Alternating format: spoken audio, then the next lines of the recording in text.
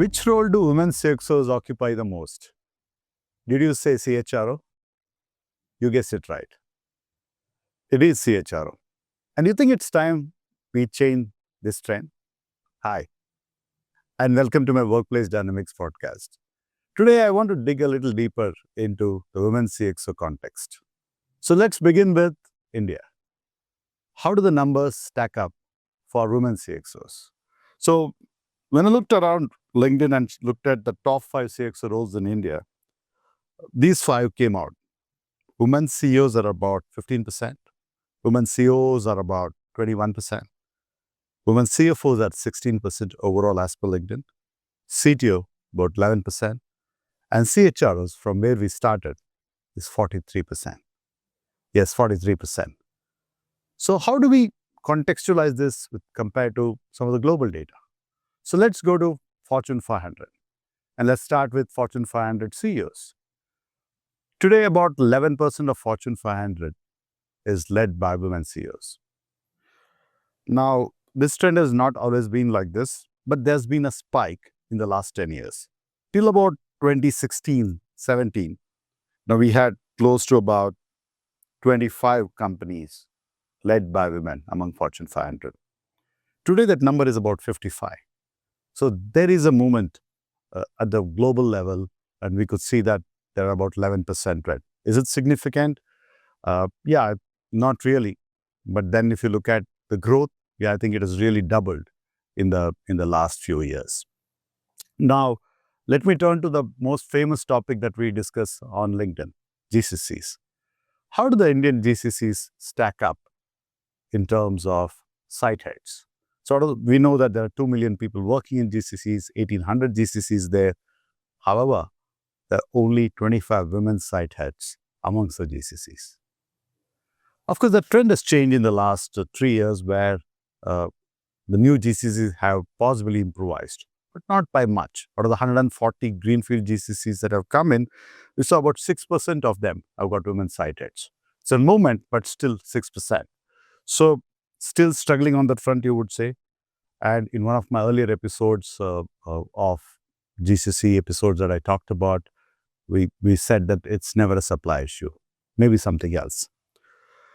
And coming back to where we started from, why has India stuck to CHROs and no other CXO title has got that kind of attraction?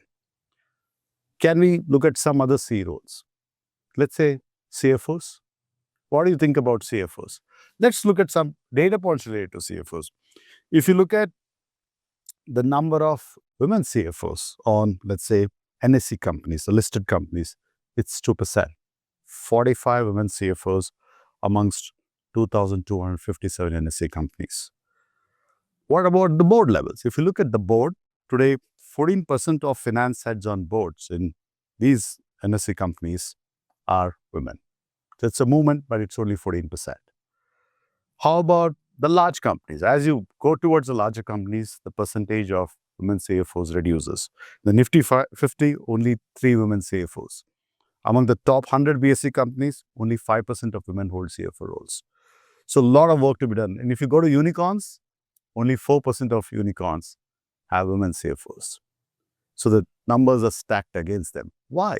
Once again, talking about, do we need more data? Let's look at one of the data published by a company, a financial platform called OneStream. OneStream did this interesting study called as the Glass Chair, wherein they studied close to 1,500 business heads across the globe and about 500 investors. And this is what they came up with. So they said that the organizations which had women CFOs delivered 4.5% shareholder return, outperforming the industry benchmarks. The same study also showed that it was consistent with what S&P Global had done earlier, where companies led by women CFOs reported 6% more profitability and 8% higher stock returns. How about that?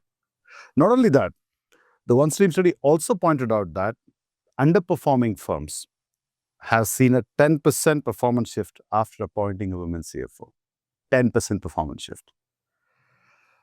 And if you look at one study that Goldman Sachs published, in recent times. They talked about 47% of hedge funds led by women outperformed 37% hedge funds led by men.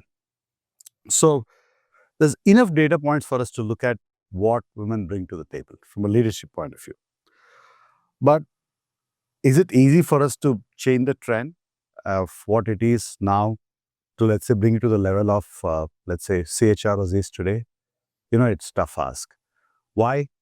The same study of OneStream also said that women take 3 years more to become a CFO, unlike men who take only 15 years, whereas women take 18 years to become a CFO on an average.